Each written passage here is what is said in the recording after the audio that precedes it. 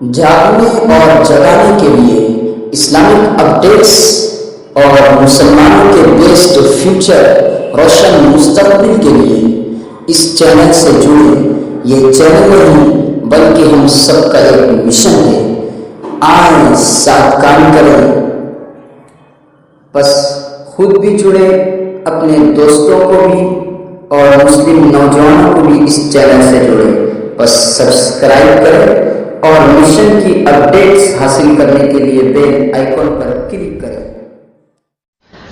نحمده ونصلي على رسوله الكريم اما بعد فاعوذ بالله من الشيطان الرجيم بسم الله الرحمن الرحيم انما الخمر والميسر والانصاب والازلام رجس من عمل الشيطان فاجتنبوه لعلكم تفلحون صدق اللہ العظیم۔ میرے محترم دوستو، اللہ تعالیٰ نے حضرت انسان کو جن نعمتوں سے نوازا ہے ان میں عقل و دانائی بھی ہے۔ یہی عقل ہے جس نے اس کے کمزور ہاتھوں میں پوری کائنات کو مسخر کر رکھا ہے، اور اسی صلاحیت و خوبی کی وجہ سے اللہ نے اس کو دنیا میں خلافت کی ذمہ داری سونپی ہے۔ اسی لیے اسلام میں عقلوں کو بڑی اہمیت حاصل ہے۔ قرآن نے جگہ جگہ تدبر و تفکر کی دعوت دی ہے۔ اسی لیے قانون اسلامی کے ماہرین اور فلاسفہ نے لکھا ہے کہ شریعت کے تمام احکام بنیادی طور پر 5 مقاصد پر مبنی ہیں: دین کی حفاظت، جان کی حفاظت، نسل کی حفاظت، مال کی حفاظت اور عقل کی حفاظت۔ گویا عقل اور فکر و نظر کی قوت کو برقرار رکھنا اور اسے خلل اور نقصان سے محفوظ رکھنا اسلام کے بنیادی مقاصد میں سے ایک ہے۔ چنانچہ اسلام میں جن کاموں کی شدت کے ساتھ مذمت کی گئی ہے اور جن سے منع فرمایا گیا ہے ان میں ایک نشہ کا استعمال بھی ہے۔ قرآن مجید میں نہ صرف یہ کہ اس کو حرام بلکہ ناپاک قرار دیا ہے، کیونکہ انسان کا سب سے اصل جوہر اس کا اخلاق و کردار ہے۔ نشہ انسان کو اخلاقی پاکیزگی سے محروم کر کے گندے افعال اور ناپاک حرکتوں کا مرتکب کرتی ہے۔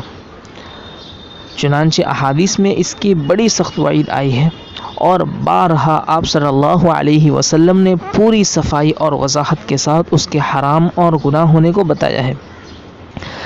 حضرت جابر بن عبداللہ رضی اللہ عنہ سے آپ صلی اللہ علیہ وسلم کا ارشاد مروی ہے کہ جس شے کی زیادہ مقدار نشے کا باعث ہو اس کی کم مقدار بھی حرام ہے۔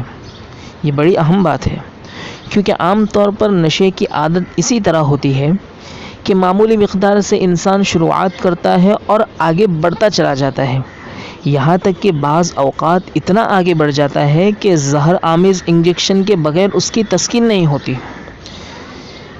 اس کا سب سے بڑا نقصان تو خود اس شخص کی صحت کو پہنچتا ہے۔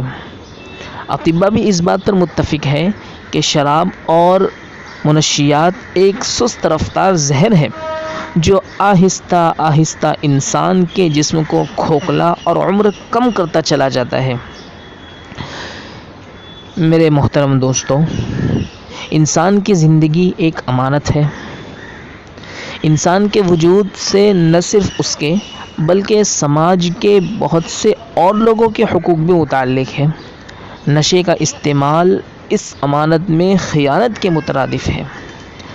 نشہ صرف برائی ہی نہیں بلکہ برائیوں کی جڑ ہے، اور محض ایک گناہ ہی نہیں بلکہ سینکڑوں گناہوں کا سرچشمہ ہے۔